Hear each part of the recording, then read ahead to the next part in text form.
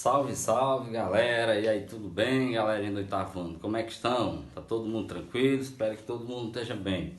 Então, retornando aqui à nossa aula, hoje a gente vai falar sobre as teorias sociais, né? A gente terminou a parte da Revolução Industrial e aqui nós vamos para as teorias sociais, que é importante, várias teorias que surgem nesse período aí do fim entre o século XVIII e o século XIX, né? Então, entre o século XVIII e o século XIX surgem aí teorias importantes. A gente também estudou o Iluminismo, que surge no século XVIII, e aí mais à frente surge aí no século XIX algumas teorias importantes que a gente vai discutir aqui durante essa aula, né? Então, dentro dessas teorias sociais aqui, nós temos aqui primeiro o socialismo marxista. Antes da gente falar sobre o socialismo marxista, né, é importante a gente compreender como foi que surgiu essas teorias, o que motivou, né, o surgimento dessas teorias nesse período aí que permeia entre o século XVIII e o século XIX. Primeiro, nós estamos dentro da Revolução Industrial. Lá na Revolução Industrial nós temos os trabalhadores nas fábricas, nas indústrias, né? E esses trabalhadores, as condições de trabalho desses trabalhadores, né, principalmente dos operários, a gente discutiu que eram condições insalubres, né? A remuneração, as garantias, né, de segurança do trabalho, as garantias de valorização do trabalhador naquela época, elas eram inexistentes, né? Elas não existiam praticamente. Então, a burguesia, os burgueses, os donos dos bens de produção, eles eram pessoas que enriqueciam bastante enquanto o operariado vivia na miséria, né? Então, vendo esse cenário social, na Europa principalmente, vários pensadores, vários teóricos, vários estudiosos desenvolveram teorias sociais, né, para criticar a burguesia, né, que era aí os capitalistas, né, para criticar o capitalismo e a forma de exploração do trabalhador, do operariado naquele período, né? E essas teorias, elas ganharam uma conotação tão grande que até na atualidade há uma discussão muito grande. Hoje você vê no Brasil, não é, nas mídias sociais, no dia a dia, essa grande discussão, essa plena discussão entre direita e esquerda, direita e esquerda. Essa questão de direita e esquerda é a discussão entre capitalismo e socialismo, né?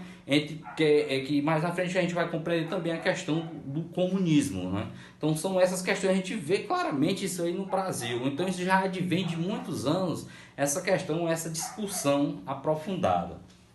Então, nesse período, pela exploração desses trabalhadores, né, os bens de produção, o detentor dos bens de produção eram os burgueses, e os burgueses acumulavam muito dinheiro, né, em detrimento, diferentemente dos os operários que viviam em condições insalubres, em condições péssimas de trabalho, sem nenhuma garantia dentro das fábricas, como a gente discutiu isso aí. Então surgiu algumas teorias. Então primeiro nós vamos entender aqui a questão do socialismo marxista, né? Surge um pensador alemão, né, Karl Marx, né, o socialismo marxista, e é importante que a gente compreenda o que é o socialismo, né? O socialismo, a palavra socialismo vem de socializar, socializar as riquezas. Segundo Karl Marx, né, ele em seus escritos, ele escreveu vários livros, né, junto com seu amigo, o Friedrich Engels, né, que tem aqui também. Os dois escreveram o Manifesto do Partido Comunista. O Karl Marx escreveu um livro chamado O Capital, Capital 1, 2 e 3, né? Então, eles eram várias pessoas que escreviam criticando a ideia do capitalismo. Então, o socialismo era essa ideia de socializar as riquezas. Segundo Karl Marx, em sua teoria, não é? Eu não posso me aprofundar até muito nessas coisas, porque são discussões que vocês terão nos bancos escolares, na faculdade, né? São discussões que vocês terão pela frente, mas que é importante vocês terem um fundamento, uma base agora, nesse momento, né? No segundo Karl Marx, ia haver uma revolução dos operários, ia chegar um momento que ia haver uma revolução e que eles iam tomar o poder, né? Eles iam tomar o poder, derrubar a burguesia, tomar o poder, socializar as riquezas, não é, dos burgueses, e aí nós íamos culminar em uma sociedade comum. nós íamos chegar em uma sociedade comum. Aí vem a ideia do comunismo, não é? Uma sociedade comum, onde todos havia uma ausência de desigualdade social. Todo mundo vivia no mesmo patamar econômico, não é? Com direitos iguais, tá certo?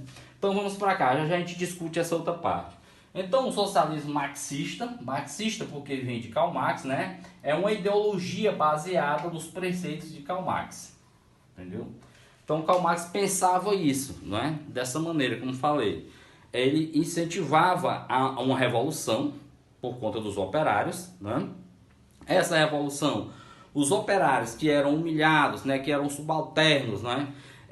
Que eram suprimidos, que eram humilhados, desculpe, eles iam tomar o poder da burguesia, ia haver uma revolução, iam pegar os bens de produção, a riqueza da burguesia, ia socializar entre todos e a sociedade se tornar o quê? Comum. Isso aí era o pensamento de Karl Marx.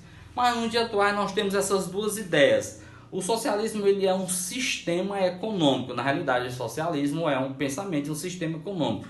E aí nós temos dois grandes sistemas econômicos, que é o socialismo e o capitalismo. Vamos ver aqui. Então o capitalismo ele traz a ideia de uma propriedade privada dos bens de produção. Então, o que é essa propriedade privada dos bens de produção? Eu, você, a Maria, o João, a Francisca, nós podemos ter uma indústria, ter uma empresa onde possa produzir bens de produção.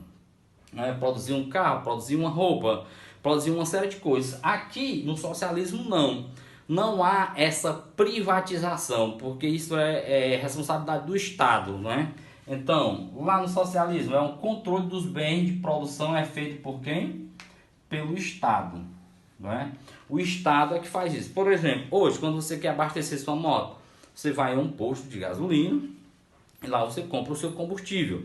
Esse posto de gasolina ele não pertence ao Estado, ele é um bem de produção de um empresário qualquer. Lá na Cuba, por exemplo, se você for comprar um combustível, você não compra de um empresário qualquer, de um posto de gasolina Santos, o posto Extra, por aí. Você compra do Estado, né? Desculpe, o Estado é que produz, dá assistência a esse tipo de coisa, certo? O controle do mercado pela livre concorrência. Hoje nós temos uma livre concorrência.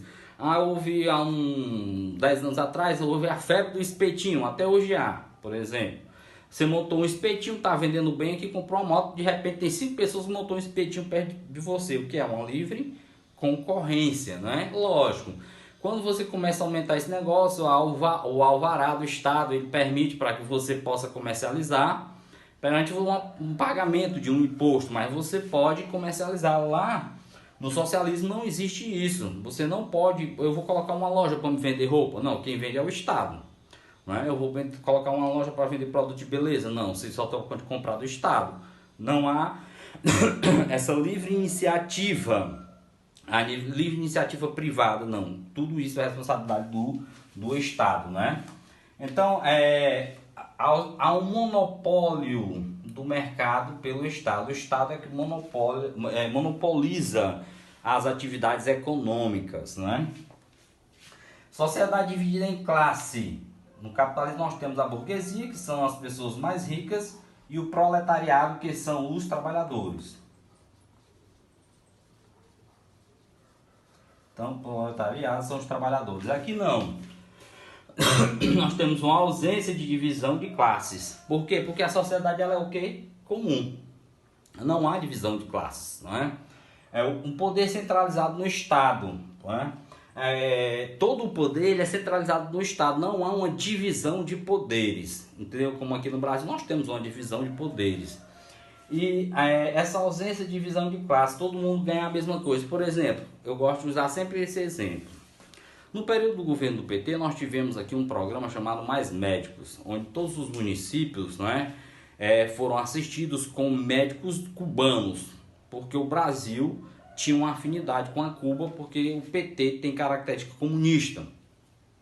Assim como a Cuba é totalmente um país socialista comunista.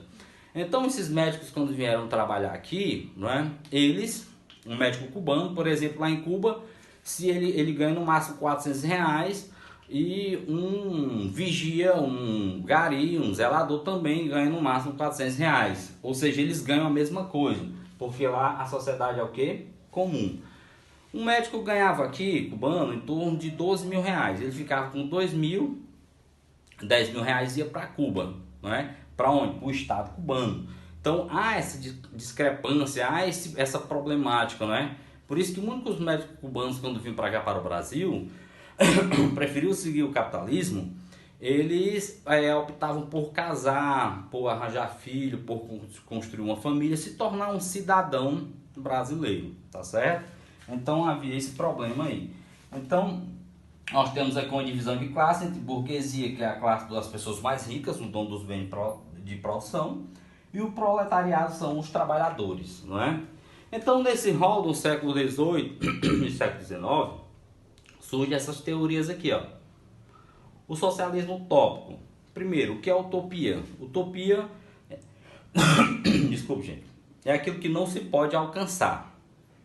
Então, os socialistas utópicos, eles diziam que havia um acordo entre os capitalistas e os trabalhadores, né, operários.